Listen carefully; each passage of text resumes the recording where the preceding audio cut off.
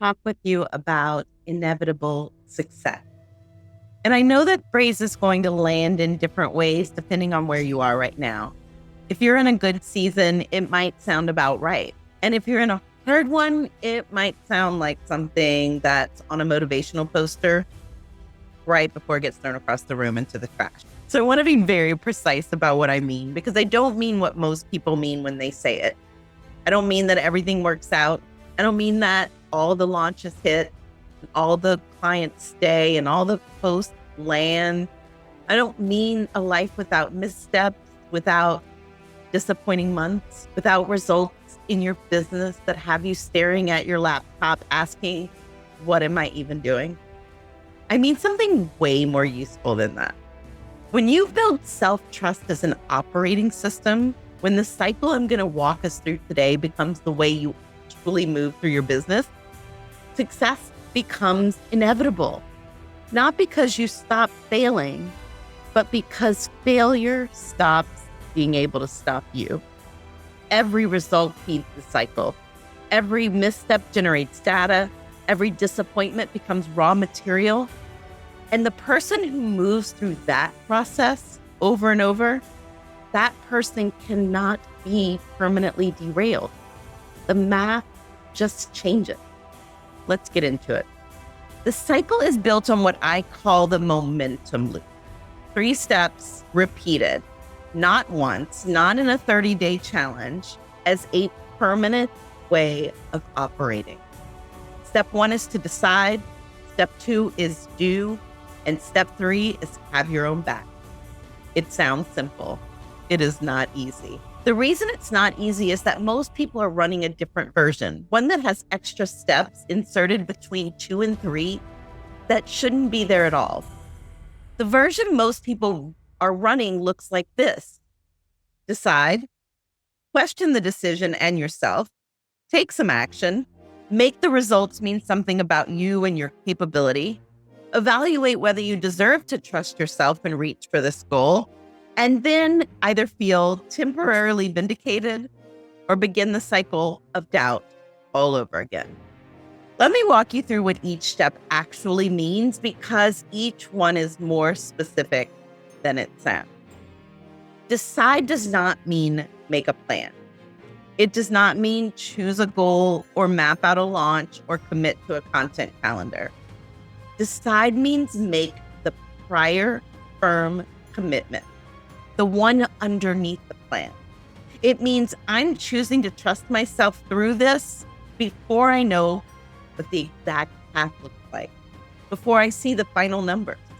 I am choosing right now, from where I actually am, that my relationship with myself is not contingent on any result.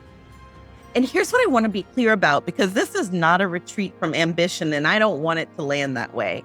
You absolutely decide that you will succeed.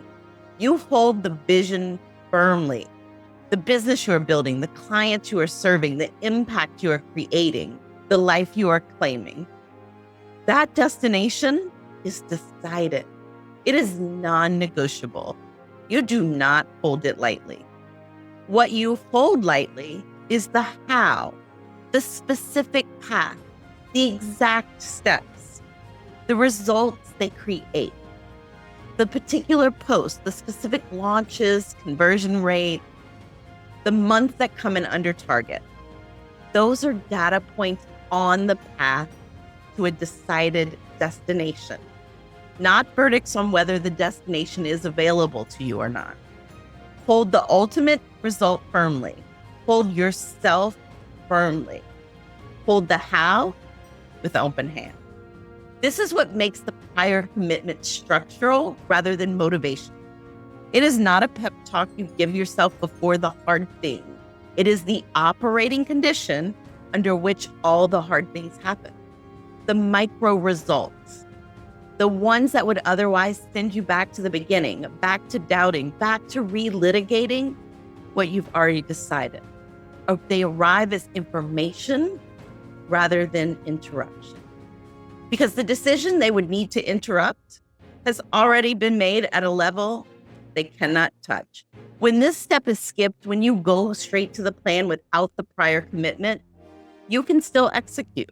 You likely have, but you are executing without a firm foundation, and every result will feel like it's happening to a person and a result that is still in question, still on trial. The decide step is short. Sometimes it's a breath. Sometimes it is a sentence you say quietly to yourself before you open the document or hit publish. But it is not optional. It is the step that makes the rest of the cycle work. Do is the action, the post, pitch, the launch, the conversation, the offer. Whatever you said you were going to do on the path to the ultimate vision, you do it. Action taken from a foundation of self-trust is different from action taken towards it. When you're acting towards self-trust, trying to earn it through the doing, every action carries a quality of performance. You're not just posting, you're auditioning. You're not just pitching, you're proving. There's a tightness to it, a watching, a bracing for an unwanted result before any result has even arrived. When you're acting from self-trust, from the prior commitment already made, action is cleaner. Not necessarily easier, not without nerves or stakes, but there's a different quality of presence. You're doing the thing because you decided to, because it's the next right move, and because you are a person who follows through, even when the result is not yet in the room. Do the thing as the person you've already decided to be, not as the person waiting to find out if they qualify. Have your own back is the final step of the cycle that almost everyone skips.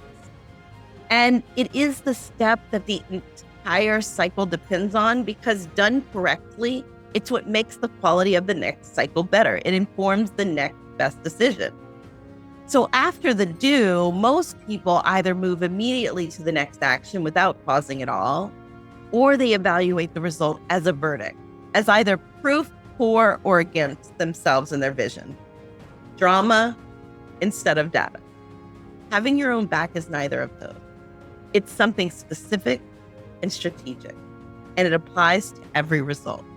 Every result gets evaluated. Every result gets celebrated. Not selectively, all of it. The evaluation. Look at what happened with clinical curiosity rather than raw reaction. Clinical curiosity means asking, what does this tell me that is useful? Not what does this say about me and my vision? You are not indifferent. You are bringing the same quality of attention to your work that a good scientist brings to an experiment. Genuinely interested in what happened and not personally destroyed if the hypothesis didn't hold. I have a dedicated video on the specific data types to extract from every result. I'll link it below. It's worth watching alongside this series. The principle here is this: every result contains information. Your job is to extract it cleanly without turning it into drama, without losing useful data. Clinical curiosity is the operating state of someone who knows that they and their future vision is non-negotiable. Now, the celebration piece. This is not what most people think it is. It is not a reward for a good result. It is not something you do when things go well and skip when they don't. It is a practice that applies to every cycle, every result. Because here's what every cycle produces, regardless of the external result: lessons, evidence of what you're capable of, capacity, the expanded ability to sit with uncertainty, stay in the room when it's uncomfortable, to evaluate without collapsing, resilience, identity data, who you are becoming through the process. All of that goes into what I call the I'm so impressed list, a running document that is not a gratitude journal, not a highlights reel, but a private, honest, cumulative record of everything you are building. Wins, yes, but also lessons absorbed, endurance demonstrated, capacity expanded, moments where you showed up as the person that you are in the process of claiming. Without the list, Melissa finishes a hard quarter and sees only what didn't work. The launch that underperformed, the client who didn't renew, the content she never published. She concludes that she cannot be trusted. But if she had been running the list, she would also see the capacity she built for sitting with disappointing numbers without blowing up her offer or her whole business. The conversation she had when she was scared and had it anyway. The moment she evaluated a hard result without making it mean anything about her. The resilience that accumulated quietly, invisibly, through every cycle she completed, even when the result wasn't what she wanted. That is a different person than the one the incomplete evidence suggested. The I'm so impressed list is not about feeling good. It is about building an accurate record, the strategic act of refusing to let negative evidence dominate by default, and collecting the full picture of what this work is actually producing in you, not just in the revenue. And before we move to the close, the dedicated 5 types of data video is linked in the description. That's the practical companion to this cycle. Together, they give you the full operating system. I want to come back to the word that I opened with, inevitable. Here's what I know about people who practice this cycle. The ones who make the prior commitment, take the action, have their own back through the result. They do not look like they have easier paths. They have disappointing launches, clients who don't renew, posts that land flat, offers that need to be rebuilt, seasons where the numbers don't reflect the work. What they have that is different is this. They have a relationship with themselves and their future that doesn't go on the table when the individual results come in. And because of that, they keep moving, more informed, wiser. Not because they're more disciplined, not because they're more talented, not because they had a better strategy or a warmer audience, because they stopped waiting to earn their own trust and started owning it. There's a version of success that is earned.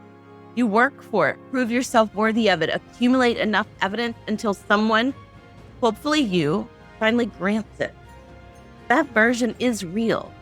It is also fragile and exhausting because anything that is earned by your definition can be unearned. And any ground that you give yourself, you can also take away. And you will spend an extraordinary amount of energy defending territory that already belongs to you. And then there is success that is owned. Owned success is built through the cycle, not through a single win, not through a landmark launch, not through finally hitting the number that makes you feel like you've arrived. It is built through repeated cycles of choosing trust, taking action, having your own back, and extracting the data from every result. Owned success does not require perfect results to stay in. It is not contingent on your last month or your current conversion rate or whether anyone engaged with your last post. It lives in a different place entirely, in your relationship with yourself and your future, in the pattern of how you move, in the cumulative evidence of a person who keeps choosing in an inevitable direction. You are not building toward an identity, you are claiming one, cycle by cycle, result by result, data point by data point. That is what inevitable success actually means. Not that you will never fail, that failure has been removed from the category of things that can stop you. The cycle is available to you right now. Start the next cycle from where you are. Make the prior commitment. Take the action. And whatever comes back, your own back through it and ask what it's telling you. This episode is one I'd encourage you to save, not just watch, but save, because the cycle I've walked you through today is not something you absorb once and have forever. It's something that you practice intentionally until it becomes the system by which you operate. In episode 4 coming next, we're naming the real cost of success without self-trust underneath it. Some things that are easy to keep invisible, I think it's going to land. Subscribe if you haven't. And if this episode gave you something, a shift, a distinction, a word for something you've been feeling, drop it in the comments. I'll see you in episode 4.